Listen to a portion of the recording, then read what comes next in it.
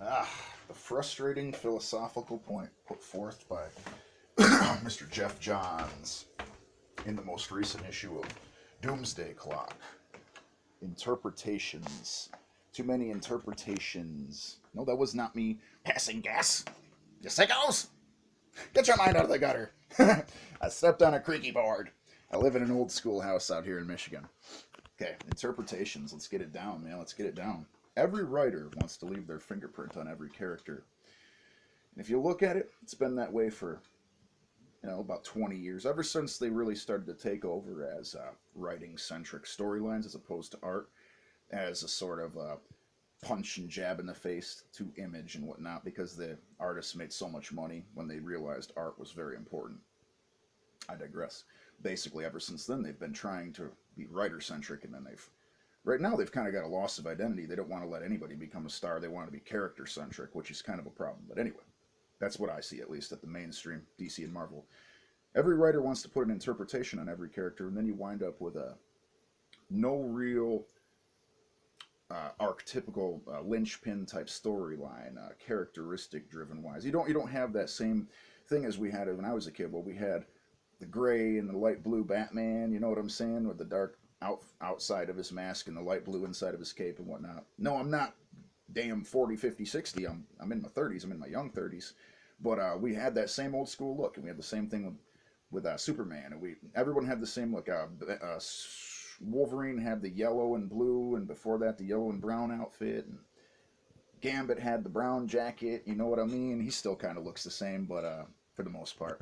Well, basically there was a certain look and there was a certain feel, as opposed to, like, Superman wearing a T-shirt and jeans and rolling around and being young and whatnot at New 52, or too much armor or whatever, shiny stuff and a million linings and details and whatnot. These aren't important. These are the looks. That would be the artist, but we're talking about when the character starts changing, when Superman becomes kind of brutal and kind of mad and angry, and we're talking about when there's 56 Spider-Man titles and 50. See, there's another problem. Having so many different titles going at once of each character, 6 different Batman stories, 9 different Superman stories, and, if a person comes in who's new, they don't know which one to get. They would grab Detective Comics, Batman, so on and so forth, thinking maybe that they're getting a bunch of different stories, and each of these are just part of a story and so on, and which ends up being a problem, man. Ends up being a problem. Different writer on them. They were just confused. What the hell? These didn't really make any sense and whatnot. So interpretations, man, because you might be getting 3 different interpretations between those different stories. Comes right back to that. We got to get back to with the characters, shorter span stories, 2-parters, 1-parters, 22-page one and dones, one-offs, one-shots, whatever you want to say. Maybe then the next one and so on, maybe with an overarching story like the old school style.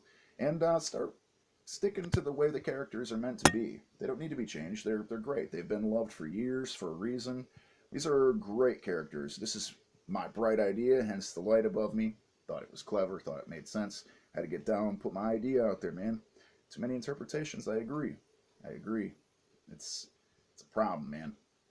We got to get a distinct character and stick with it with our characters. So if you're a writer and you want to write a character, make up your own. And otherwise, if you're going to write someone else's, read the past ones and make them stick to them so people can really enjoy it. You can make your own interpretations, but on your own stories. With these established characters, pre-established, make them stick to their character. You got to find their voice, not find your voice. You find your voice and write your own story. Anyway, just a thought of my own of Gregor Black, Blackout Entertainment. Let's hear what you got to say. Take care. Have a good one.